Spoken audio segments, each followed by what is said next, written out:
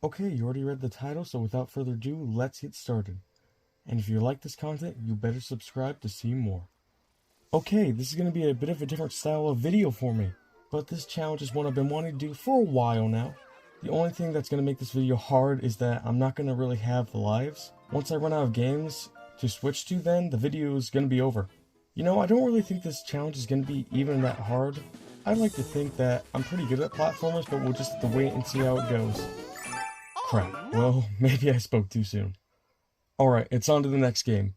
I really like 3D World, mainly because it just feels like the big brother to 3D Land, and my brother and I grew up on that game together. It was so weird to think that that game came out back in 2011.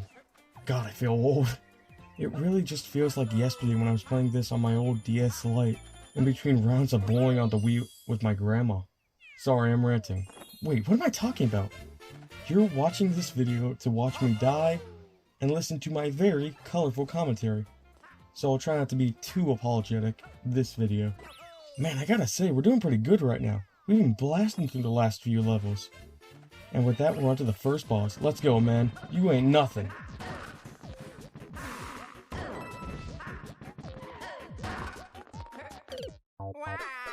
Wow, that was embarrassing. Jesus. You know, it's kind of funny to think. I have beaten almost every Mario game I have on my Switch, but I haven't beat the first Mario yet. My family has like a throwback system with 600 different classic NES games on it, and every once in a while when we have a game night, we'll try and see how far each of us can get in Mario, then me and my sister will go play Snow Bros. And it's actually that retro NES console that was my introduction to the Mega Man series. But weirdly, it only had 3 and 5. Sorry, I didn't get to grow up on Mega Man 2 like all you purists out there.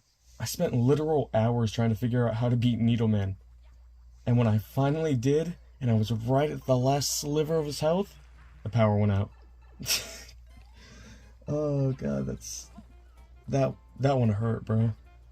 I still can't believe I died to fucking the first boss. Oh, this is gonna be such a short video. Well, now we're in Odyssey. Honestly, this has got to be one of my favorite games out of all the newer Mario games. I don't know if that's a hot take, but if you're mad about it, go ahead, write a comment. No, please, I'll wait. You done? Alright, I'll be sure not to read that.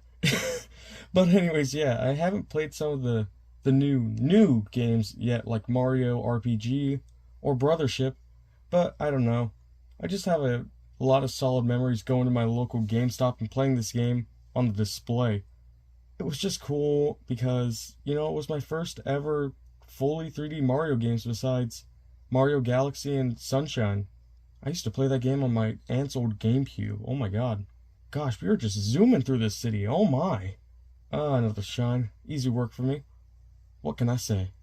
I might just be the best Mario player all around. Wait, no! Hey, future me, be sure to edit that out, please. Alright, New Super Mario Bros. U Deluxe. Now this takes me back. I used to play the original New Super Mario Bros. Series with my family literally every Thanksgiving. My cousins and I would all get together and play this on our aunt's weirdly red Wii. And if any of us ever got bored, we would go to where my dad and his cousin would be playing Mario Bros. 3 on the NES. Oh my god, there was this one time where my dad let me take a turn. He gave me his controller, and since I didn't really know what I was doing in the slightest, I just pressed the buttons at random. And I vividly remember this. I accidentally opened his items and used his warp whistle to take him to World 5. I felt so bad, but they ended up still beating the game, so it all worked out in the end. I like to think it was that Thanksgiving where I really started becoming a retro gamer. My dad has a collection of games from his childhood, but his NES doesn't really work, so he got this throwback console that he could play Super Nintendo, Sega Genesis, and NES games. I'm not really sure if I'm remembering this right, but I think it was after I played his Back to the Future game, where he showed me the angry video game nerd for the first time. And ever since then, he's been one of my favorite YouTubers of all time. And, oh wait, no, come on, man! That's embarrassing. Alright, on to Bowser's Fury. I was gonna do Luigi's Mansion, but like, That's not really a Mario game. It's a Luigi game after all, so who cares? So, we're on to Bowser's Fury. Now, this game is just awesome. I know it's kind of just a DLC to 3D World, but I don't really care. It's got enough content to count as its own game, so I'm counting it. I just wish I could play as Luigi in this game, but that's just because I'm a huge Luigi fan. Alright, I still gotta get through Super Luigi U after this. That's gonna be fun. Be sure to stay tuned for that later in the video. I gotta say, going through all these games just really makes me wonder where the series is headed next. It's already gotten a pretty massive overhaul in visuals with Mario Wonder, and from that new Mario Kart game that's gonna cost $80. Yeah, I think I'll stick with my collection. I don't know if I'm gonna be buying the new Switch. I hope, and I know this probably won't happen, but I hope that the next Mario game isn't a fully 3D game. Like, I get it, I see the vision. Sonic did it pretty well, and so did Zelda, but I don't know. I've always just liked Mario the way that he is. The games are just fun to pick up and play, and I feel like having a game like this is a pretty healthy in-between that'll make everyone happy. Oh god, here comes Bowser. Watch me. I'll survive no problem. I say that, but I'll probably just end up falling in some pit later on and get sniped by a cat.